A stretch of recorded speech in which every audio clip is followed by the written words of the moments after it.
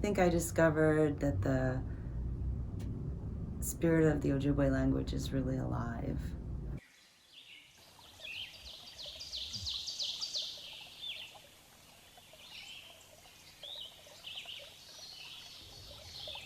Bonjour, Angela Indigenacaz. Hi, my name is Angela. I'm one of the collaborators on this project.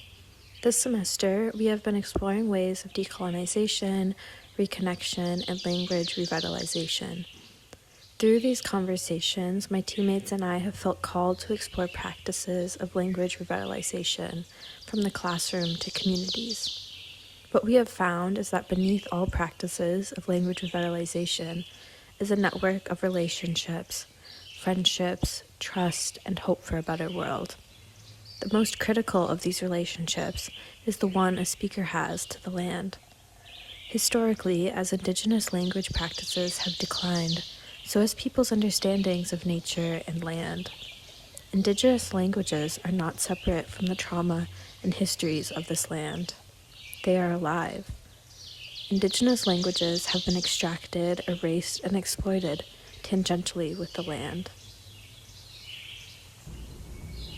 But just like personally, I think that must be kind of part of the generational trauma, like that um, knowledge or will or aptitude to be like outdoors and practice that. It's kind of not been preserved in my family. It's something like we're still reclaiming.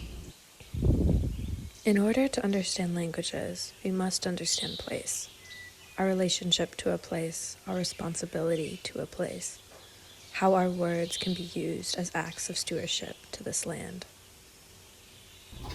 What is it to just to be outside and to really, really listen?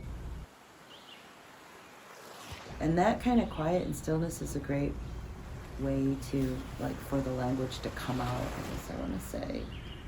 Mm-hmm.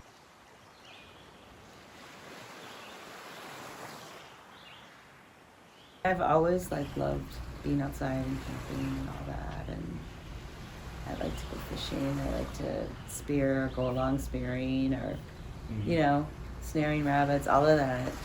Walking in snowshoes. I always have a garden, made the kids' garden. So I always had that, but it was kind of separate from the language work. And it was really sort of during COVID when I just kind of went more feral. I was outside a lot. I camped constantly, and I would roam in the woods and follow the deer trails. Like, if you can be curious about going outside or feel like it's all right, or it's also learning just as much as reading a book or writing a paper. Bonjour, Amanda Indigenacaz. My name is Amanda. As a future English teacher, language revitalization is especially important to me when I think about teaching things like writing, English grammar, and generally discussing the use of language. Schools have historically been used as tools of colonization, including through language policies, and I want my work as a teacher to be liberatory and decolonial. It's important to me to explore the ways that language can be so important for people to understand their identity and their culture, and to expressing themselves overall. Part of European American colonization of Minnesota has been an intentional and violent attempt at eradicating indigenous languages. For this reason, there are few people whose first language is Dakota or Ojibwe, and relatively few people who know the languages at all. However, the languages never died. People are still speaking indigenous languages today, and strong revitalization efforts are taking place to create more speakers of these languages, including in traditional, cultural, and community contexts. We have decontextualized everything in academia, including language. So now that you think learning language is all about learning words, grammar charts, memorizing things, and it's scaffolded like that's second language acquisition. And yet I find when we're outdoors and there's a mixture of people who speak and don't speak, that it works still. Language revitalization must be directly tied to supporting and fighting for indigenous communities in other ways, such as through the Land Back movement.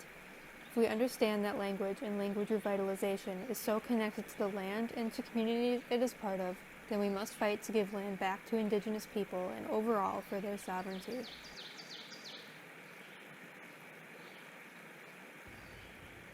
The relationship between land and language must be stewarded in communities, whether in academia or in a community center. Community is the antithesis of colonization. Relationships are the foundation of this revolution, and language is one of our tools for liberation.